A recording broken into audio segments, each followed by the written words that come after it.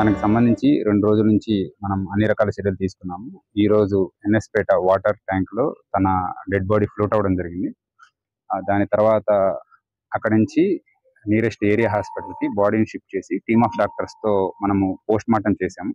ఈ పోస్ట్‌మార్టంలో క్లూస్ కోసం కావాల్సిన బాడీ పార్ట్స్ ఇవన్నీ కూడా కలెక్ట్ చేసేసి మనము తిరుపతికి దీన్ని పంపించడం జరుగుతుంది. సో, ఆ వచ్చిన రిజల్ట్స్‌ని బట్టి ఫర్దర్ ఇంటరాగేషన్ జరుగుతుంది.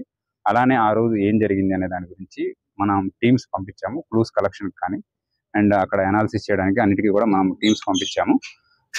ఈ టీమ్స్ ఇచ్చిన రిజల్ట్ నెక్స్ట్ డాక్టర్స్ ఒక ఒపీనియన్ ఇవ్వడం జరుగుతుంది. ఆ రిజల్ట్ వచ్చిన తర్వాత దాన్ని బట్టి ఫైనల్‌గా కేసు డిసైడ్ చేయడం జరుగుతుంది. ప్రస్తుతానికైతే ఎవరి మీద ఎటువంటి అనుమానాల గురించి మన దగ్గర క్లూస్ లేవు. సో, ఇవన్నీ వచ్చిన తర్వాత ఫర్దర్‌గా డీటెయిల్‌గా చెప్పడం జరుగుతుంది. రిపోర్ట్స్ అంటే మనం దాన్ని బట్టి దాని మీద ఒక 3, 4 రకాల లాబొరేటరీ టెస్టులు చేయడం జరుగుతుంది.